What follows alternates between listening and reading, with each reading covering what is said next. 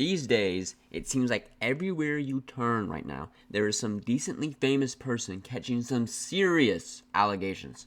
And most of these allegations are true. Just this summer, Dr. Disrespect has been exposed for some Catholic priest type behavior, same with Cody Ko and Ava Chris Tyson. But the biggest allegations by far are the ones levied at Canada's biggest pop star, Drake. The allegations consist of human trafficking, pedophilia, negligence of children, and other associated illegal activities. Which is weird because Canadians are supposed to be nice people. But then again, Drake pretends like he's not Canadian. But it isn't just Drake who's catching some serious allegations. There are rappers in the trenches of the underground to the peaks of popularity that are allegedly committing some heinous crimes.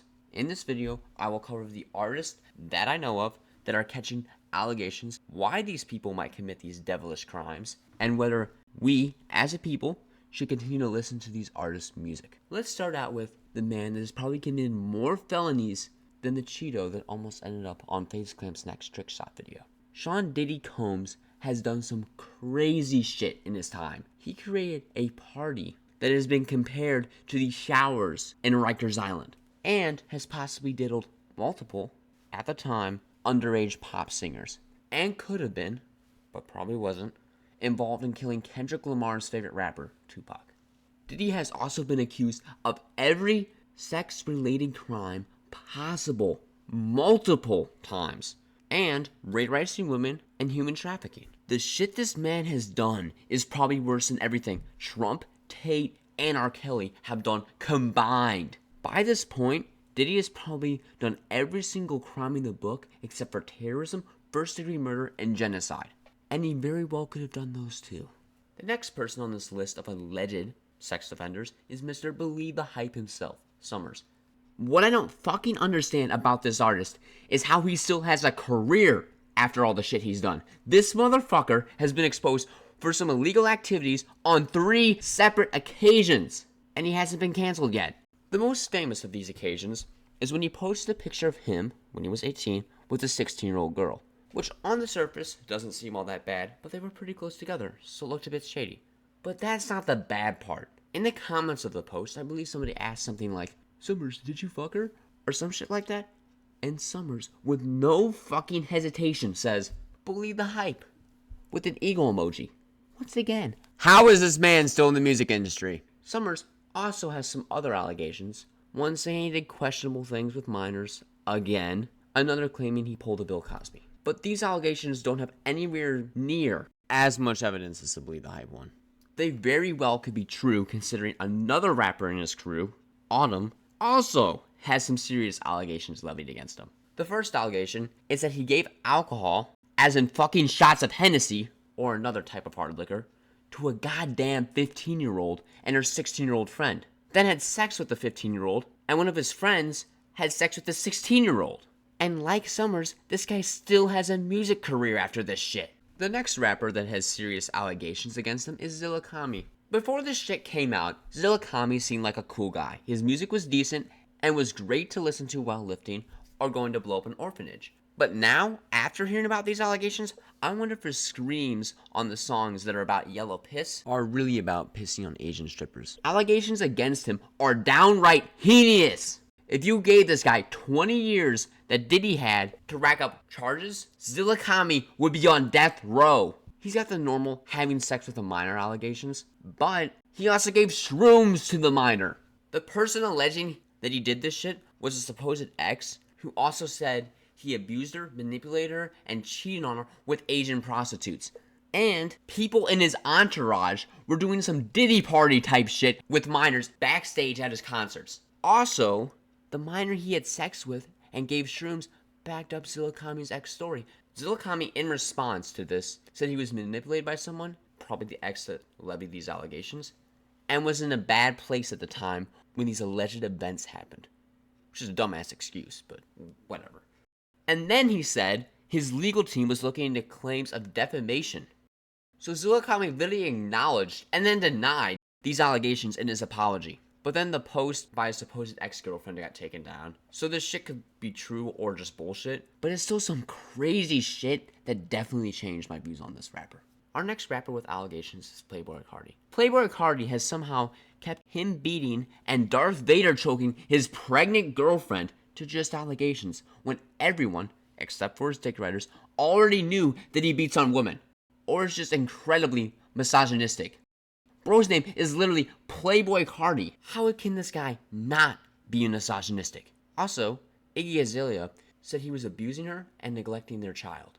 I'm only calling the things he's done allegations in this video because I'm trying not to have all the local Carti dick riders come to the door of my residence with pitchforks, torches, and wearing John Paul Gaultier see-through shirts and Rick Heels. Then again, I did call Carti the devil's right-hand man a few too many times in my last video, so the vamp cult is probably already gathering at the park that's by my house right now anyway. And to add to all the stuff Carti's done, people in Carti's label also had the same type of allegations, and in some cases, worse allegations. Ken Carson and Destroy Lonely had the same allegations as Carti, as in they beat on their girlfriends. But then there are people in Carti's label with Diddy-level allegations. I am, of course, talking about Homicide Gang, who have been accused of grooming underage girls. Our next rapper with allegations is Kanye. What I have never understood about Kanye is everyone is talking about the Henry Ford type anti-Semitic shit that he does, but never the fact that this motherfucker is a freak. Before he tried to start the Ninth Crusade, he was trying to kill Pete Davidson and obsessing over Kim after him and Kim's divorce. But what makes this man pretty freaky is no Kardashian is worth all that obsessing, especially Kim. She probably has a body count in the 300s. So you gotta be insane to want somebody with a literal black hole in their pants to take you back. Yes, Kanye lost custody of his kids, and they couldn't see him, which made him go kinda crazy, especially with him seeing how bad of a parent his former wife is without him. Not saying Kanye would be any better, but Kanye was a freak even before all that. Like, nobody I've seen when talking about My Beautiful Dark Twisted Fantasy has mentioned just how freaky and crazy the shit Kanye talks about in there is. Instead, it's just brushed off as the point and theme of the album, and Kanye is only playing a character. He didn't actually do any of this shit. But no, he's not playing a character. He probably did all that shit. Remember when Kanye ran up on stage and told Taylor Swift that she was nothing without him? Then he apologized to her like a couple days later, and they had seemingly made up, and there was like a bunch of back and forth, and then like a couple sneak disses and shit. And then for some random ass reason, Kanye decided to make a music video with him laying in the bed naked with like a bunch of naked celebrities. And there was like a life-size plastic doll of Taylor Swift just laying right next to him. Like I said before, Kanye is a sexual deviant. He has done some crazy shit in his time, as I have mentioned. So I cannot say I'm surprised when I hear that one of Kanye's ex-assistants is alleging that Kanye sent crazy shit to her. Videos of him getting necked down and swinging his sausage around, along with harassing her and also extorting her out of her paycheck because she didn't want to date him. Now, these allegations are not on the same level as other ones in this video, but they are still pretty crazy things for someone to say that these things happened to them. Kanye has been accused of some downright diabolical things by his former assistant, and I can firmly say that these things are definitely worse than all the anti-Semitic shit that he has said. After going over these famous rappers and their allegations, I'm starting to wonder, why are so many of these rappers catching so many relatively credible allegations for shit this bad? Luckily for me, I have a theory. Well, to explain my theory on why so many rappers are getting caught doing some Bill Cosby type shit, we gotta do a quick rundown on rap and cancel culture. Remember back in 2022, when the King Slime Young Thug was getting treated like he was fucking Al Capone? Or all the other countless rappers that were getting locked up on firearm charges? But then suddenly, all the cases like these just disappeared. The last big case like this that I remember was either Thug's or Youngboy's case.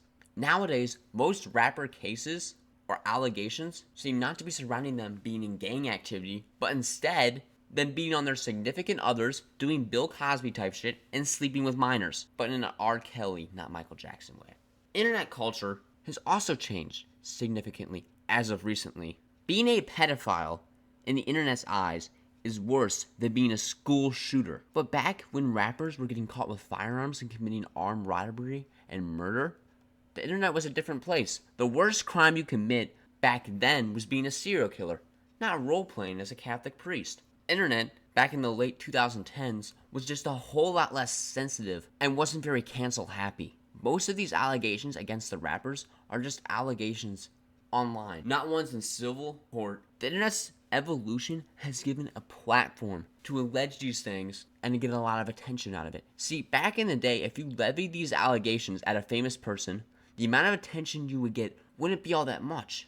Because most people on Twitter, wherever you publish these allegations, wouldn't care. But nowadays, if you want attention, all you need is to have a relationship with a rapper and then expose them. Because there is nothing more that the internet likes more right now than allegations and controversy. But why are these rappers doing this shit? This, in my opinion, is pretty easy to explain.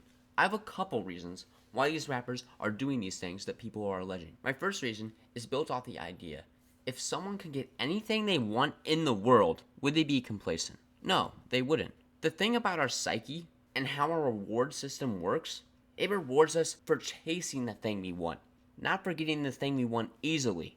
And when it comes to women, most of these rappers could pull most women they come across. Thus, there's no chase for what they want. These rappers get bored because they're getting less dopamine, even though they're getting all they could want. So, to try to get that dopamine rush, they start chasing harder and harder to get women, till they're trying to pull and then sleep with minors. This is why Zillakami, Diddy, and Drake end up doing the things they're doing, because they're still trying to feel that thrill of the chase. Now, why I didn't group Summrs and Autumn into this theory is because they aren't famous enough to have this theory apply to them on the level that is applied to the other rappers.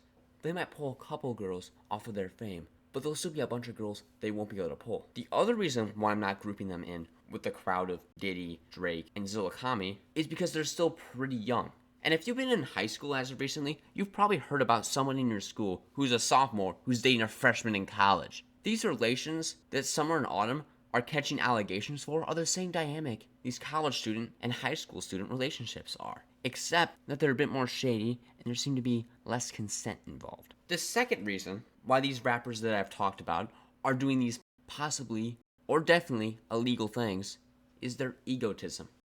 When an artist gets to this level of popularity and has women lined up ready to date them, and all the money that they could possibly need, as well as being the center of attention all the time, their egos get massive. And with their egos paired with most of them being pretty misogynistic by nature for some reason, leads to situations like their girls acting up and acting all disrespectful and uppity.